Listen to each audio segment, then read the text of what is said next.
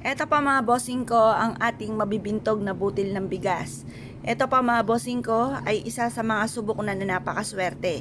Kayo po ba ay meron pong bigas sa inyo pong hapagkainan? Asya, kung kayo po ay may bigas sa inyong hapagkainan, okay po yan. Ito po ay nag-a-attract ng kasaganahan at tagumpay sa buhay.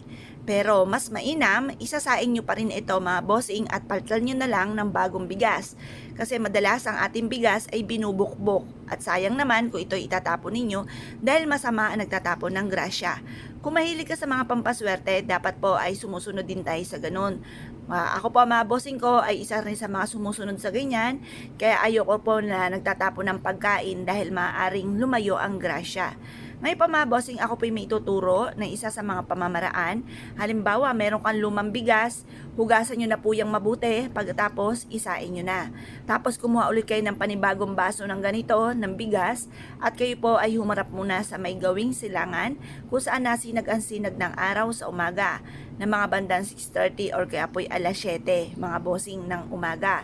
Mag-wish po kayo. Sa pamamagitan ng pampaswerteng ito, ay siksikliglig at umaapaw at maraming blessing ang darating sa akin. Kailanman na hindi na ako maubusan ng pera.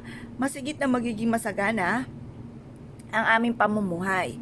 Hindi na ako mahihirapan pa na humanap ng pera at ang pera mismo ang kusang lalapit sa akin. Pero syempre mga bossing ko, yan ay mga salitaing magaganda.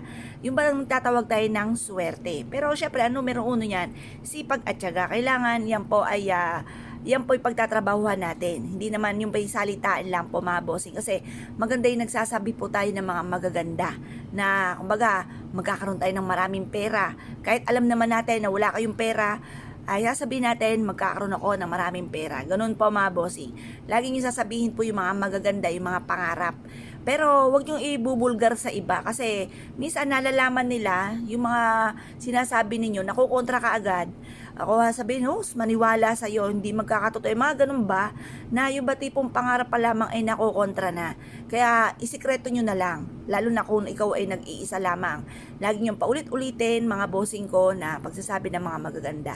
Ako pa mga bossing, kahit nakaupo ako sa trono, sa CR, paulit-ulit ko siya sabi na magkakaroon ako ng maraming benta, yayaman ako at magiging matagumpay. Ganun po mga bossing. Magkakaroon ako ng maraming pera. Ganun po mga bossing ang inyo pong gagawin. Ngayon po mga bossing, kung kayo po ay mahilig sa mga ganito mga pamamaraan, subukan nyo po itong aking tinuturong ito at mapapasin ninyo na mas magiging magaan ang daloy ng swerte. Kung dati-dati napakailap para lang kayo ay kumita ng pera, ito ay kaya tayo lagi magsasabi ng mga magaganda para lagi tayong iniaadya naman kung saan lagi tayo ay suswertihin.